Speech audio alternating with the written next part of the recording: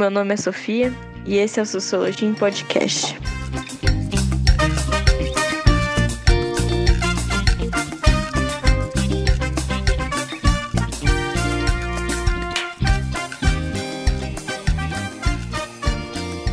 Quando eu entrei na Faculdade de Ciências Sociais em 2016, eu queria muito ser pesquisadora.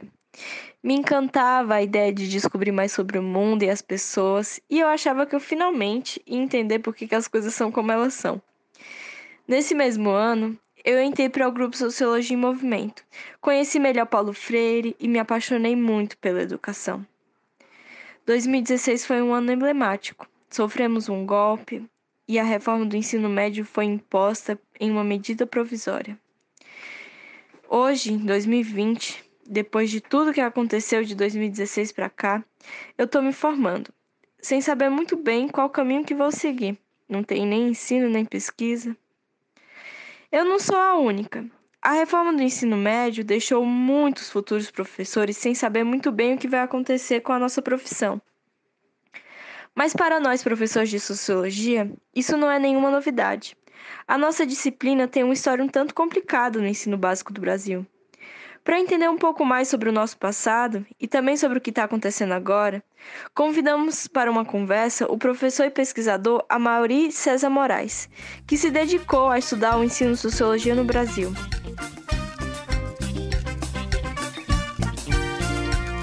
A gente queria começar agradecendo a sua presença, agradecendo você, Amaury, por ter aceitado o convite, a gente ficou honrado.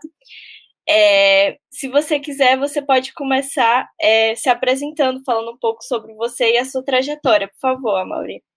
Ok. Primeiro, queria agradecer vocês terem lembrado meu nome, né, para participar de essa conversa, em que eu possa, de algum modo, contribuir para as discussões sobre o ensino de Sociologia no Brasil. Meu nome é Amaury César Moraes, eu sou professor aposentado da Faculdade de Educação da USP, sou formado em Ciências Sociais e também em Filosofia pela USP, onde eu fiz também o mestrado em Ciência Política e o doutorado em Educação na Faculdade de Educação da USP. Tenho participado desde, pelo menos, 1999, quando publiquei o primeiro texto a respeito do ensino de Sociologia. Tenho participado sempre dessas discussões, viajei, no tempo que eu ainda estava na ativa, viajei pelo Brasil praticamente quase todo, né, digamos assim, onde eu fui sempre debater. Eu também sou o coordenador e redator da equipe que fez as orientações curriculares do ensino médio de Sociologia, do Ministério da Educação, e tenho participado, às vezes, como assessor para a elaboração de propostas. Participei na Fundação Vanzolini da proposta do Rio Grande do Norte, que deve estar sendo implementado, creio eu, e, recentemente, agora, na passagem do ano, participei da elaboração da proposta de Sociologia da Prefeitura de São Paulo, Prefeitura Municipal de São Paulo. Então, de certa forma, até adiantando, eu acredito que vários lugares vão estar implementando a presença da Sociologia, mesmo porque, com a reforma do ensino médio, ela acabou aparecendo ainda, mesmo que no quadro não esteja obrigatória, né? Mas ela está aparecendo em vários lugares, né? Em escolas públicas e escolas privadas. Então, é isso. Então, estou aqui à disposição para participar, de fazer essa discussão conforme vocês queiram, né? Apresentar questões.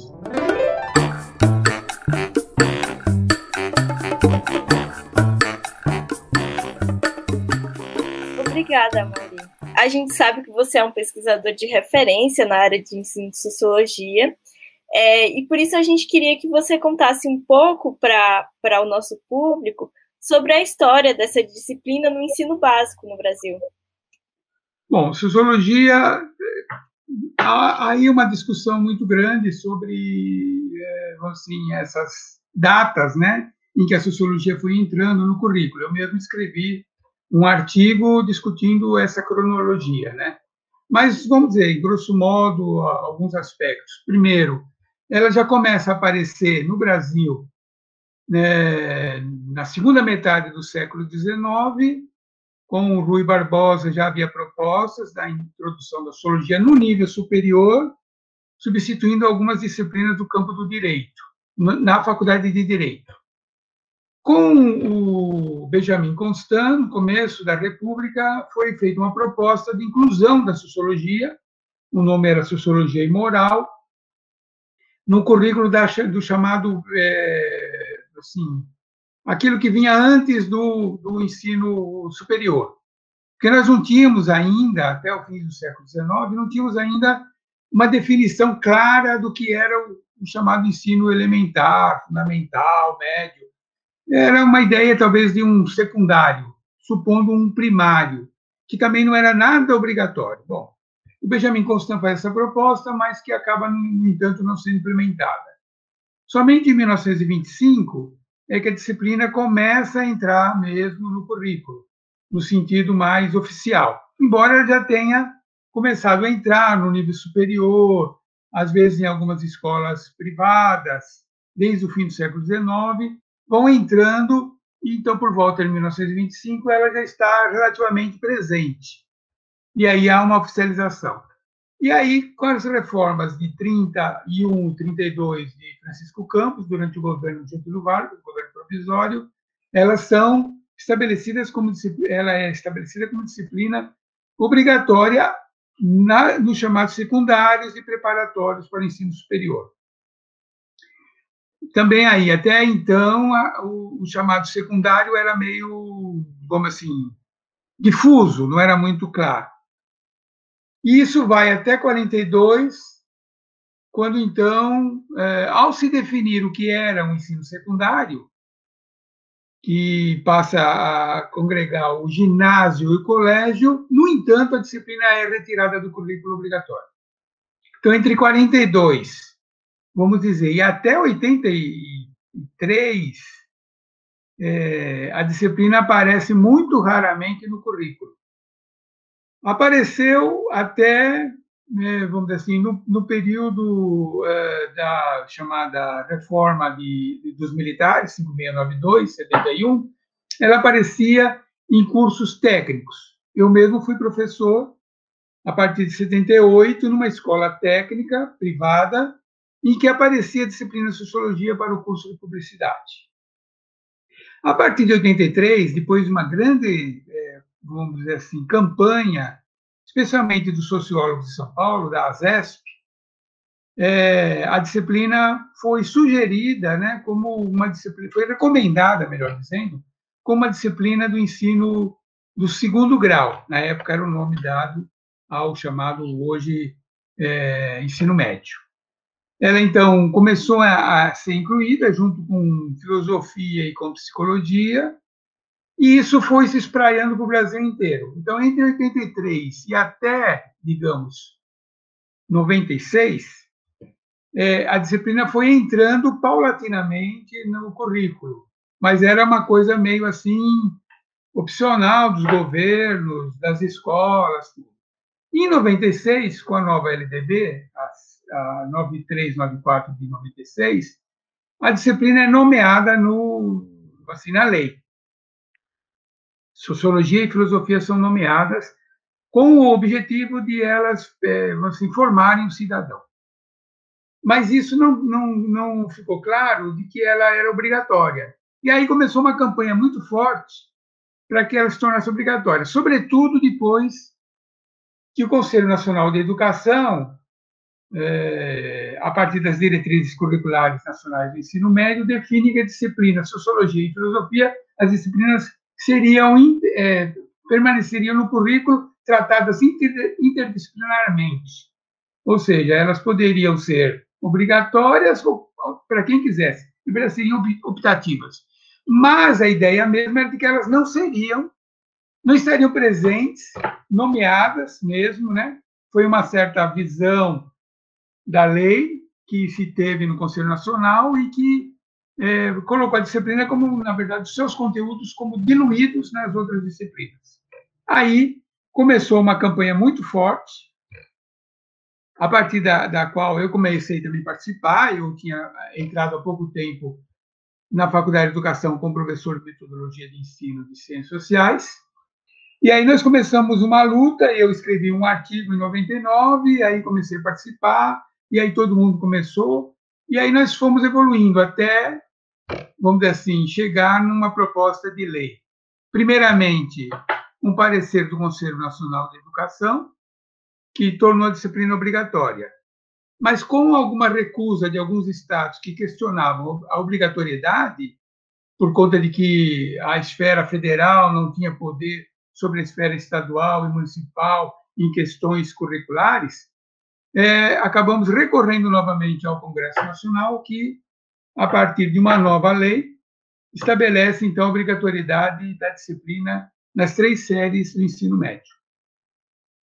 Bom, isso se torna, então, obrigatório, vai, então, em todas as escolas de ensino médio, públicas, privadas, técnicas ou não, ou acadêmicas, como a gente chama, ou vamos dizer assim, preparatórias, né? A disciplina se torna obrigatória. No entanto, a partir de 2016, no meio já tem algumas discussões. A partir de 2010, depois de 2013, há discussões sobre o currículo. Começa a haver todo um debate sobre as mudanças no ensino médio. O nome ensino médio, inclusive, sempre estabeleceu uma certa falta de identidade. Ele ficava entre um chamado ensino fundamental e um ensino superior. Nunca teve uma cara muito clara. Havia posições de que a escola deveria ser propedêutica, preparatória para o ensino superior, e outros que definiam que a escola média deveria ser, na verdade, final, terminal, técnica. É um debate que, no Brasil, nunca se resolve, né? E uma das questões colocadas é justamente essa, que o ensino médio acabava sendo um ensino inútil, né? Ainda retomando uma discussão que vinha lá desde as escolas novistas, e que era uma escola livresca, erudita, enciclopédica, coisa e tal, e aí começaram a perseguir disciplinas, entre elas, sociologia e filosofia começaram a ser perseguidas. No entanto, com a nova reforma do ensino médio, a partir de 2016, acontece o contrário, né? Quer dizer, praticamente sobram como disciplinas obrigatórias apenas a língua portuguesa, matemática e inglês, e todas as demais disciplinas deixam de ser obrigatórias. Há uma nova revisão, inclusive, do currículo, antes estabelecido 3 áreas: ciências humanas e suas tecnologias, ciências naturais, suas tecnologias e linguagens e códigos e suas tecnologias. Há uma revisão disso nessa nova legislação, estabelecendo uma 4ª linha, que era a matemática, que sai das ciências naturais. Sempre houve uma grande discussão do que é matemática, se matemática é ciência, por conta das chamadas ciências exatas, ou se matemática é uma linguagem, por conta de que a matemática é uma linguagem convencional. Mas aí, no fim, separou-se. E aí surge uma nova proposta ainda de reforçar o ensino técnico no ensino médio. E por isso que na reforma, há estabelecimento de uma proposta de que, a partir de uma base nacional comum, haveria depois uma sequência de um curso que seria opcional, ou na área das chamadas ciências humanas, agora chamadas ciências humanas e sociais aplicadas, não mais ciências humanas e suas tecnologias, ciências naturais e suas tecnologias, linguagens e códigos e suas tecnologias, matemática e suas tecnologias, e um quinto chamado itinerário, que seria de natureza tecnológica. Bom, essa é a reforma que vem a partir do governo Temer.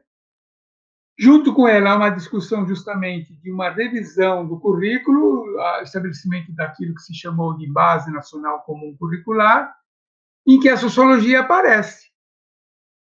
Sociologia, filosofia, matemática, física, química, biologia, todas essas disciplinas aparecem, né?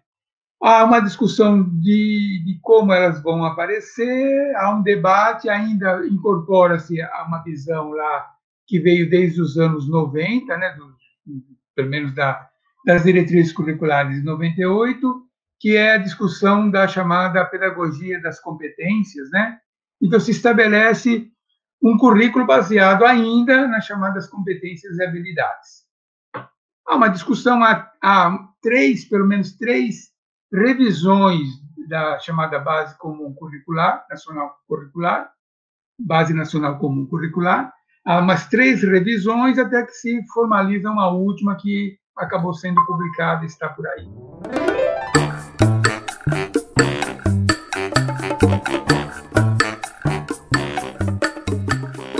Foi muito bom, eu acho que é muito curto e breve, eu acho que os nossos ouvintes vão gostar assim, de ter esse apanhado. Porque a gente pode ver que, na verdade, o ensino de sociologia está sempre num vai e vem, né, na educação básica. Então, com a reforma, o que aconteceu, para a gente não parece ser nenhuma novidade, né? Porque sempre isso está acontecendo com o ensino de sociologia.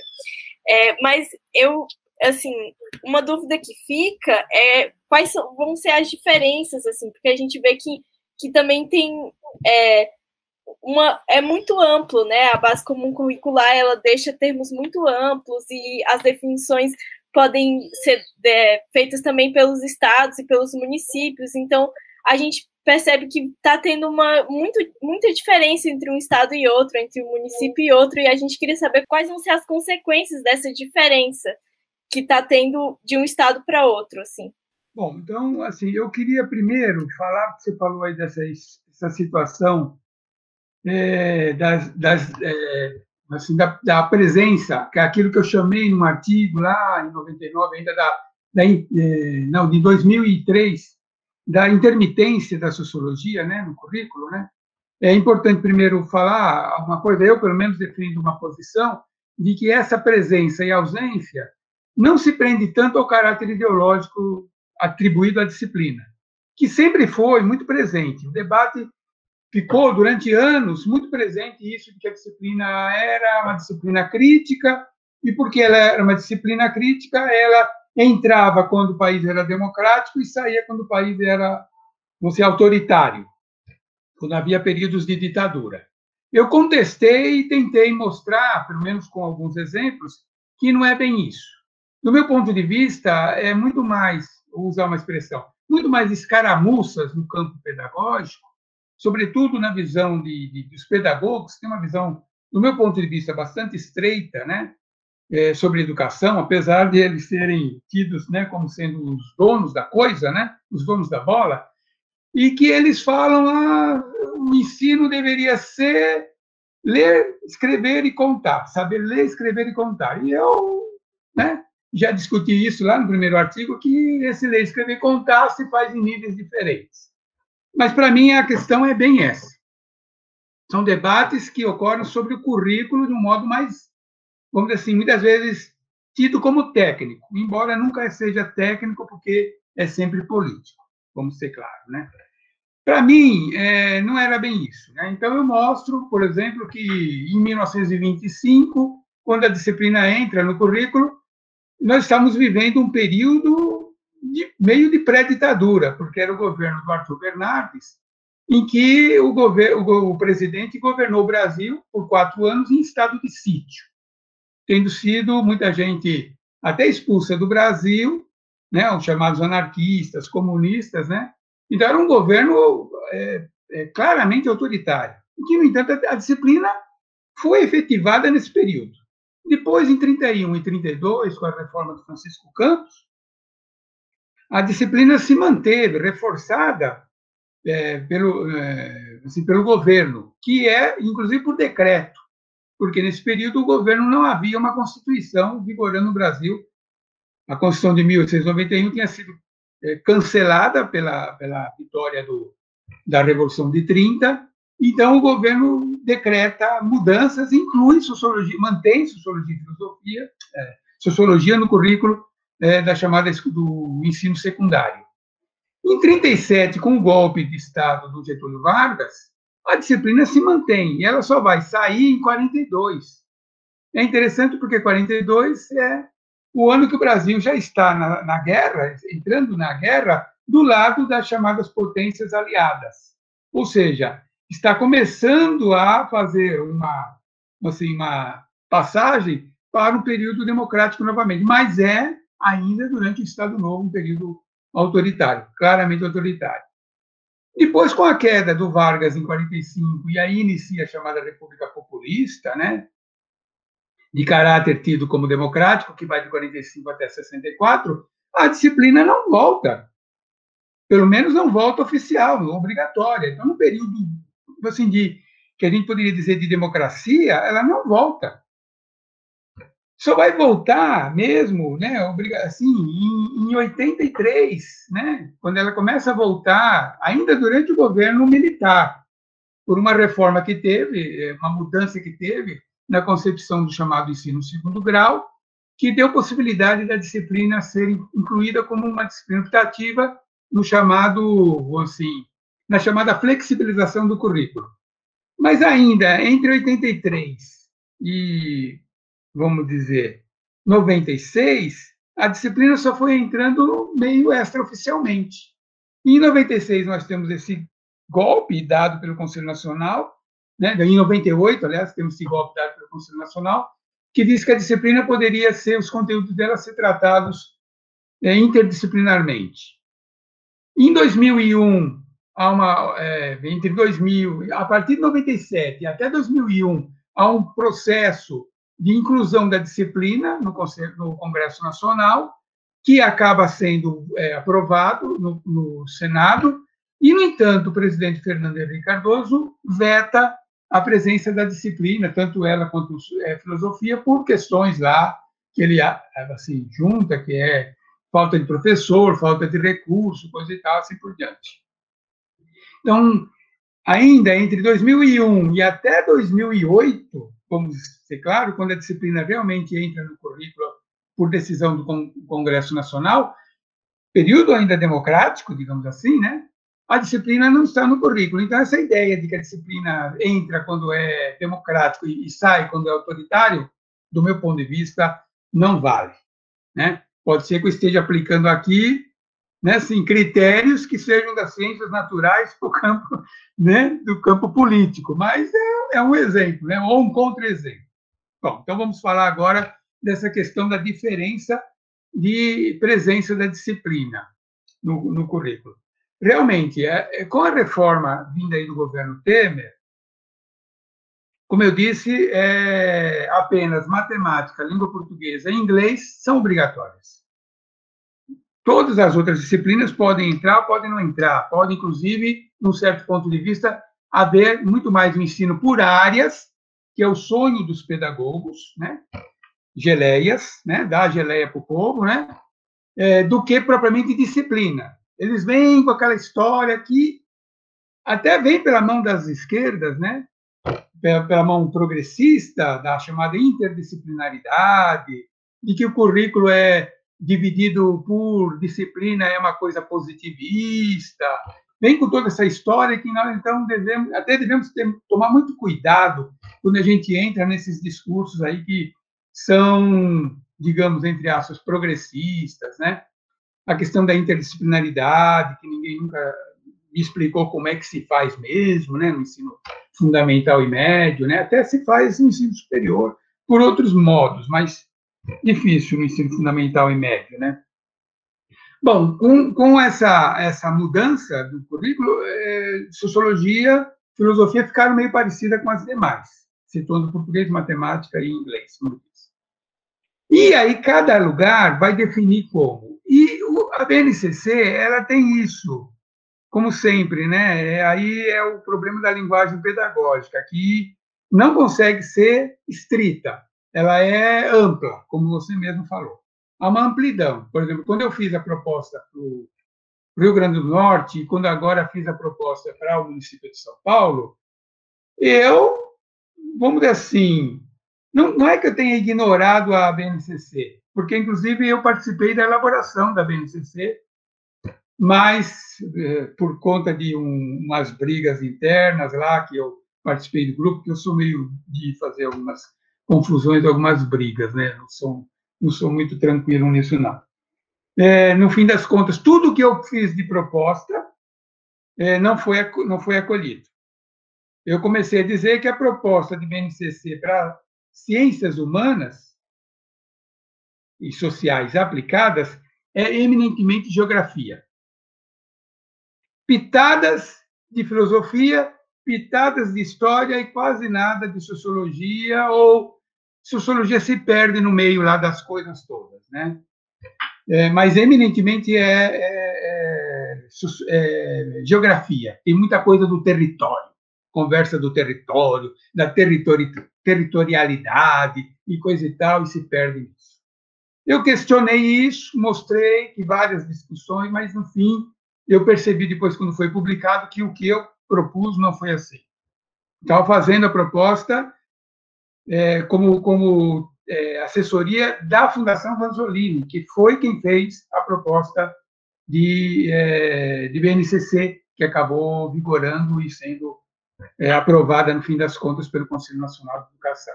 Bom, fora isso, a ideia é isso. A gente pode, meio assim, o Bourdieu fala que o marxismo é uma estalagem espanhola, onde você vai dormir, mas você leva o que vai comer. Eu entendo que a BNCC se transformou também numa estalagem espanhola. Você vai lá, vai ler todas aquelas coisas, ainda a ideia de competência e habilidades, mas você come o que você carrega. Você consegue encontrar lá coisas. E eu, por exemplo, fiz a proposta dentro daquela discussão toda e ela foi aprovada, proposta para o Rio Grande do Norte, foi aprovada aqui no município. Elaboramos, discutimos tudo, discuti com os professores, tanto lá no Rio Grande do Norte quanto aqui, e chegamos a alguns consensos. Então, é isso. Eu acho que há uma possibilidade de estar presente a sociologia, porque eu tenho visto que está presente. A Prefeitura de São Paulo mantém sociologia também. São poucas escolas, mas mantém sociologia. É muito interessante. Eu tive liberdade de elaborar, trabalhei com os professores, nós pudemos fazer uma proposta que eu acho interessante. Eu acredito, então, que ela vai estar incluída porque ela é nomeada na BNCC. E aí as escolas têm muitas essas dificuldades, sobretudo as escolas privadas, têm muita essa dificuldade de meio que enfrentar. Até para elas conseguirem ter aprovado seus planos, elas acabam incorporando. O que vai ser, o que tem, o que vai ser dado, quem vai dar sociologia, aí já é um pouco mais complicado. Mas eu acredito que ela vai estar presente. Talvez diminuído, porque o que acontece? Com a reforma, se estabeleceu um mínimo chamado de BNCC mesmo, de uma base nacional. E depois, assim, metade do curso, então, no primeiro e até metade, mais ou menos, do segundo ano, você tem a base nacional comum, que tem uma quantidade de horas. E a segunda parte do curso seria voltada para aquilo que eles chamam de itinerários, que podem ser, interessante, que podem ser em ciências humanas e sociais aplicadas, ciências naturais e suas tecnologias, linguagens e códigos e suas tecnologias, matemática e suas tecnologias, e técnico, e cursos técnicos. Então, é interessante porque nós, inclusive, na proposta aqui de São Paulo, e também lá no Rio Grande do Norte, eu acabei propondo, e foi incluído, né, assim, itinerários de sociologia para um segundo e terceiro ano. Eu fico imaginando, dentro no nosso caso, dentro de ciências humanas. Então, se a escola optar por ter cursos, né, de ciências humanas e sociais aplicadas, alguns alunos vão fazer essas disciplinas e vão se orientar, digamos, para cursos do campo das ciências humanas. Sociologia vai ter e vai ter uma carga super grande. Porque você imagina cerca de 1 ano e meio distribuído em ciências humanas e sociais aplicadas. É uma carga de, eu acho que é 1.800 horas, não sei ao certo, agora não lembro ao certo, que seriam, então, destinadas a isso. Podem haver sistemas misturados um pouco, que também é uma outra questão de opção da escola. A escola pode cruzar dois itinerários, montar. Então, eu acredito que, apesar, né, de situações que podem dar um certo temor para a gente, né, de como é que vai ser, eu acho que estamos todos no mesmo barco. né? Claro, matemática, inglês e língua portuguesa vão ser predominantes, vão estar presentes o tempo todo. Aquilo que um colega, a uma certa altura das discussões nossas, ainda lá nos anos 90, chamou de latifúndios improdutivos, né? Porque, se você vai ver, nós, no Brasil, estamos sempre em últimos lugares, no PISA, né? Nos vários exames, nessas que são, sobretudo, matemática e língua portuguesa, né? Então, nós fazemos um trabalho até muito mal feito, apesar dos latifúndios que essas disciplinas têm, né? Elas dominam uma boa parte do currículo. Então, eu acredito que, apesar de tudo, nós vamos estar presentes, com a possibilidade de ter escolas que tenham segundos e terceiros anos só de ciências humanas e sociais aplicadas, que possam oferecer isso para os seus alunos, que é uma outra questão. Será que todas as escolas vão oferecer esses 5 itinerários? Ou se elas vão fazer opções por itinerários? Então, uma escola que acha que deve ter mais ciências naturais e matemática. Outras escolas que vão ter mais tecnologia, né? Cursos técnicos. Esse é um problema que não está totalmente claro, né? Muito bem resolvido. Eu, pela experiência que eu tive lá com o Rio Grande do Norte, com a Prefeitura de São Paulo, parece que a coisa está encaminhada para ter possibilidades de você ter um segundo e terceiro ano em que se oferece ciências humanas e sociais aplicadas, onde, então, sociologia vai ter uma carga razoável.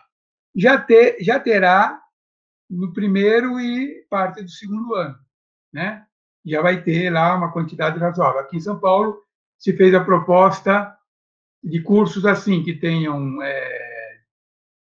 no caso de sociologia, podem ter uma e 2 aulas, fazendo 4 aulas em 3 anos, pensando isso naquilo que era a base comum, né? E tendo um reforço de aulas aqueles que optariam por ciências humanas e sociais aplicadas na segunda parte do ensino médio, que é o itinerário Ciências Humanas e Sociais Aplicadas.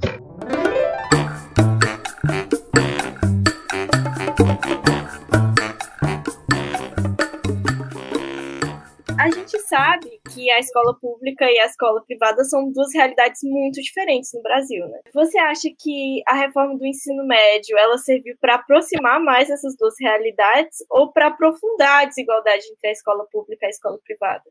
Olha, do meu ponto de vista, nem uma coisa nem outra, né? Aproxima e nem distancia, vai manter tudo mais ou menos igual.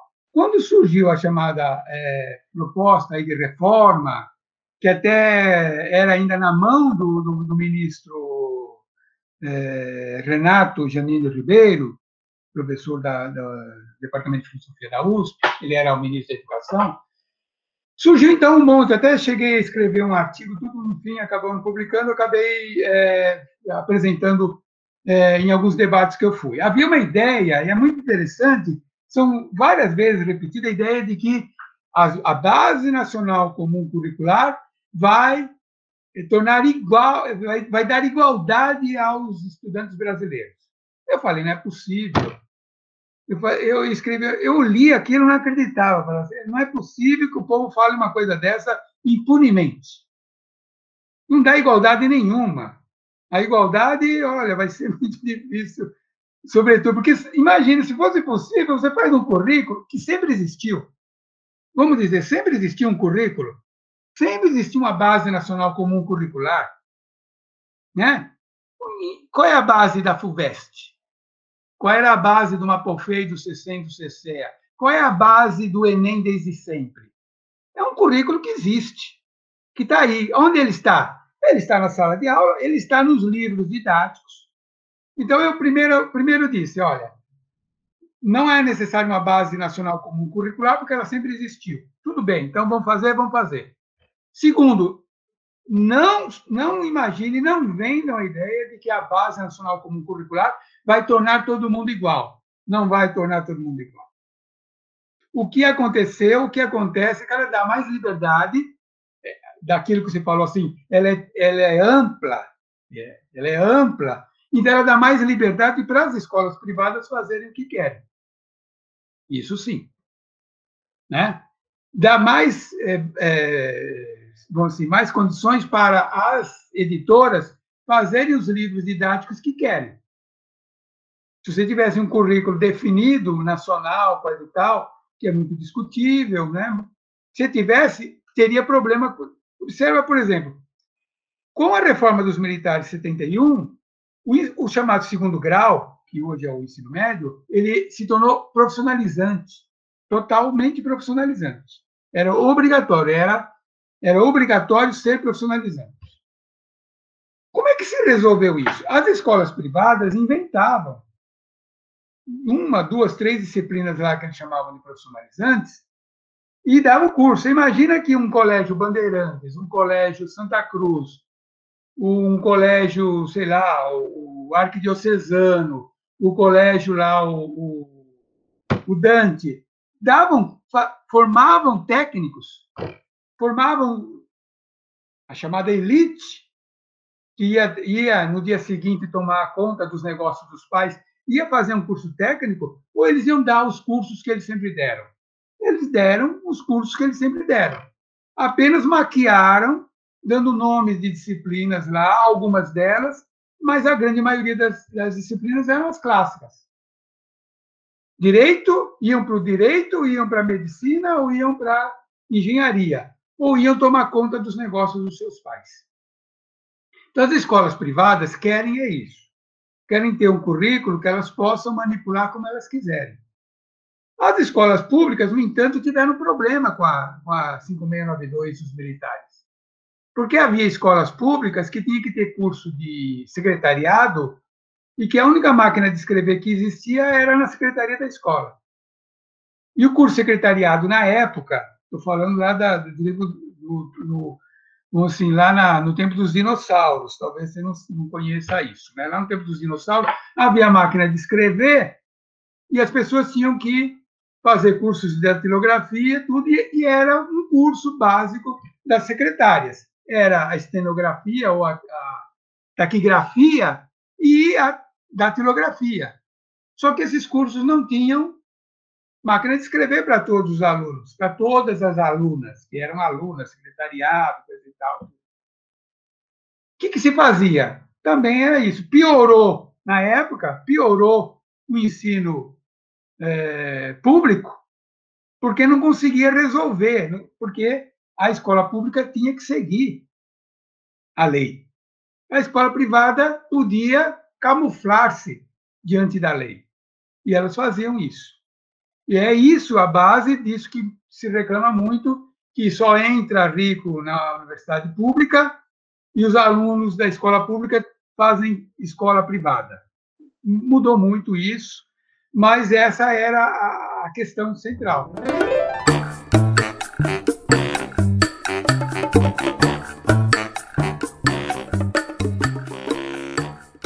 Não só a luta dos professores, como a luta dos estudantes também, né, vai determinar os rumos, porque o que a gente tem visto hoje em dia é que com o movimento dos secundaristas é que os estudantes eles também têm um grande potencial assim de trazer mudanças para o ensino público no Brasil. Eu acho que eles são uma grande esperança para a gente junto com os professores, né? Mas a minha última pergunta é que você falou sobre bem, a gente viu, né, que o ensino hoje em dia está o obrigatório na base comum curricular é o ensino de português e o ensino de matemática, né? Mas, ao mesmo tempo, como você falou, são latifúndios improdutivos, porque a gente vê que a performance do Brasil no PISA nessas disciplinas não é muito boa, ela sempre está lá embaixo. Mas a gente pode trazer aqui uma citação de Paulo Freire, né? Ele fala que a leitura do mundo precede a leitura da palavra, se eu não me engano. E aí eu queria saber como você avalia que é a importância da sociologia num contexto geral de formação do estudante, assim. Porque a gente pode ver que a sociologia ela tem essa intenção de fazer uma leitura do mundo, né? E ela pode, inclusive, ter um papel em ajudar os estudantes a ler a própria palavra também, né? Essas disciplinas acabam tendo esse problema mesmo, porque elas são aquilo que se chama, muitas vezes, de metalinguística. Por quê? Elas não tratam do mundo, elas tratam delas mesmas. Você pega um livro de português, ele não fala do mundo. Um livro de gramática, ele não fala de mundo, ele fala da língua. Então, você usa a língua para falar da língua. E matemática é a mesma coisa, não fala do mundo. Fala do quê? Fala da matemática. Como é que faz? Quem aprendeu matemática teve lá no ensino médio lá matrizes e determinantes. Não sei se vocês tiveram, lembram de matrizes e determinantes? Que diabo que é aquilo? Quem inventou aquilo? E aquilo só foi descoberto, o uso daquilo, muitos anos depois. Não foi descoberto o Lagrange, os autores que fizeram a proposta daquele algoritmo de matrizes determinantes, eles não sabiam para que usava aquilo.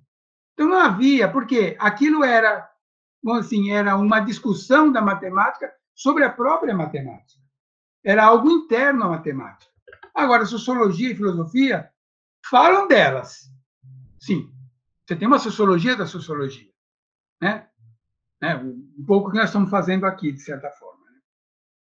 A filosofia fala dela, né? Porque a filosofia, aliás, de certa forma, a filosofia só fala dela e do mundo, né? A sociologia também fala dela, mas fala muito do mundo, né?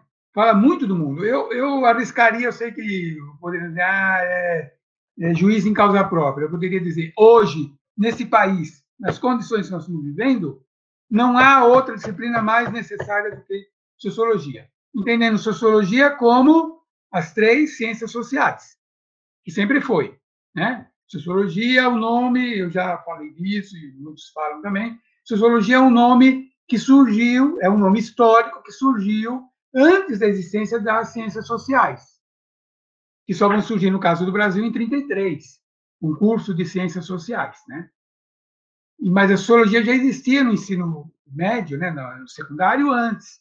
E aí ficou o nome. E aí nós nunca conseguimos mudar o nome para as ciências sociais. Quer por causa do medo dos estudos sociais, quer porque ia ficar difícil explicar. Meus pais, por exemplo, nunca souberam o que eu estudei na vida, né? Se eu falar para eles, eu falo, eu estudo história. Porque se eu falar de ciências sociais, eles, olha, iam boiar, morreram sem saber, né? Bom, o que eu quero dizer é que a sociologia sempre foi conjunto, pelo menos, das 3 ciências sociais, e às vezes até pega outras coisas. Às vezes pega direito, pega economia, tem muito de história, tem muito de geografia, tanto é que a geografia, num certo tempo, foi muito sociologia, chamada geografia humana, né, que tratava. Então, a disciplina de sociologia no currículo, ela é uma discussão sobre o mundo. Então, por isso ela é necessária. Não só isso. Ela tem um discurso. Na medida que ela tem um discurso, e isso é o que eu acho importante.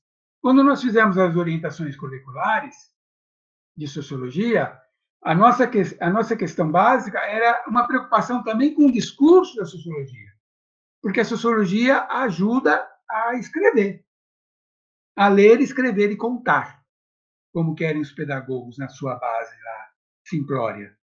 Nós também ensinamos isso. Ensinamos a partir de um conteúdo que é o mundo. É o que eu digo lá. Se você pega lá aquele primeiro artigo meu, eu digo, os pedagogos falam em ler, escrever e contar. Mas existem outros níveis de ler, escrever e contar. Existe esse nível, o nível político de ler, escrever e contar, o nível sociológico, o nível antropológico. E existe a história, que conta de um outro modo, né? Então, e ajuda a escrever. Se você tem uma prova dissertativa, um dicionário, uma gramática, não vão ajudar você a escrever uma prova dissertativa. Se cai, por exemplo, tomando vacina, você vai virar jacaré, como questão de vestibular, né? Do Enem ou da FUVEST, que adianta você abrir um livro de gramática? O que adianta você abrir o dicionário, que tem todas as palavras que você pode usar? Não adianta nada. Você precisa ter aquilo que a gente diz nas orientações curriculares, aquilo que o Weber diz, modos de pensar. Você tem que ter estruturas que ajudem você. Você tem dados que precisa ter, informações sobre o mundo. Mas você tem que também ter capacidade de argumentar, discutir essas informações sobre o mundo, né? Então, essas questões eu acho que são fundamentais. Eu acho que a sociologia e a filosofia, né, junto com história e geografia, pelo menos, elas completam esse quadro. Nada mais necessário hoje no currículo do que as ciências humanas e sociais. Eu acho que não dá para ter discussão, né? Se você não incluir essas disciplinas. E elas têm essa capacidade, sim, de redação, produzir, ajudar a redigir, né? Ler, escrever e contar de outro modo. Por hoje é só. Queremos deixar um agradecimento especial ao professor Amaury César Moraes, que aceitou o nosso convite. Você pode saber mais sobre as nossas novidades seguindo nosso Facebook e Instagram. É só pesquisar Sociologia em Movimento. Até mais! Esse podcast é uma iniciativa do Sociologia em Movimento, grupo de extensão da Faculdade de Educação da USP, orientado pela professora Márcia Golbi, financiado pelo Programa Unificado de Bolsas, editado por Lucas Pinto, Ricardo Freire e Verônica Lopes. Roteiro por Amanda Oliveira, Sofia Barreto.